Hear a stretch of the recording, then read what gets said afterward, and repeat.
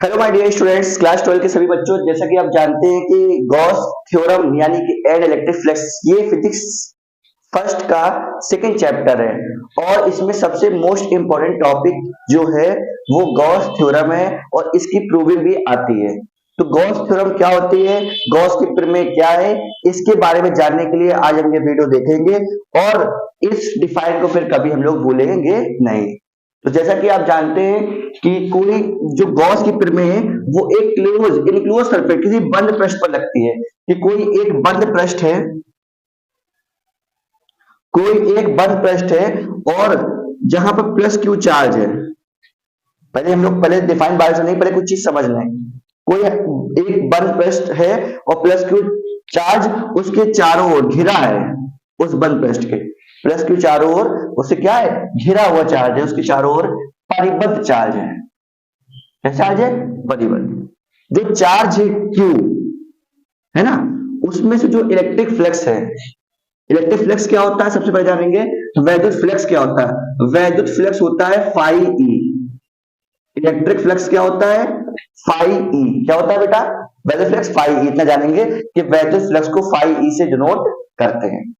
जो वैद्युत flux electric flux होता है वो उस सरफेस के नेट चार्ज क्यू का, उस सरफेस के उस पृष्ठ के कुल चार्ज क्यू का 1/ε0 टाइम्स होता है। टाइम्स मतलब गुना होता है। ये गॉस थ्योरम है बेटा। इतनी बात क्लियर हुई कि अब हम डिफाइन पढ़ेंगे। According to this law the electric flux phi E, बस इतना, the electric flux phi E through any close surface, through any close surface कोई इलेक्ट्रिक फ्लक्स फाई ई है यहां तक। The electric flux phi E through any close surface is equal to the 1/ε0 times to the net charge q। Net charge q का 1/ε0 गुना होता है।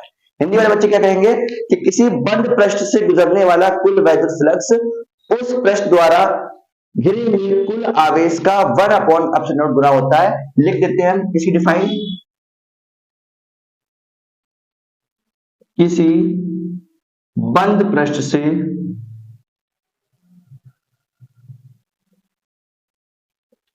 गुजरने वाला, किसी बंद पृष्ठ से गुजरने वाला कुल वैद्युत फ्लक्स, नेट इलेक्ट्रिक फ्लक्स,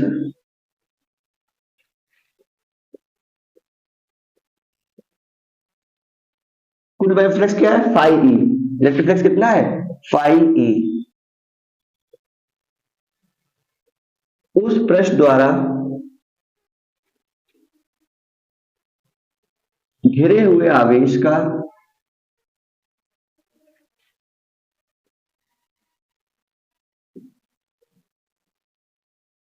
आवेश का 1/ε0, इसको ε0 पढ़ते हैं।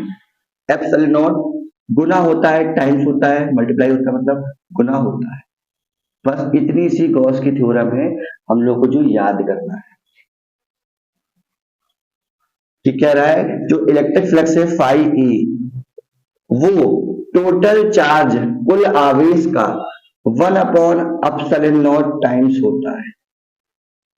ठीक है, इसको हम लिख सकते हैं कैसे?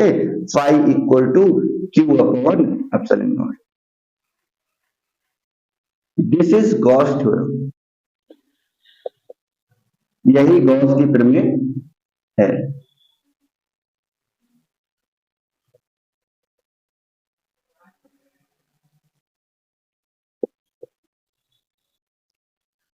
एक बार फिर से डिफाइन हम लोग रिकॉल कर लेंगे। According to this law the electric flux phi E through any close surface, कोई भी क्लोज सरफेस है, is equal to the 1/ε0 times the net charge q enclosed by the surface।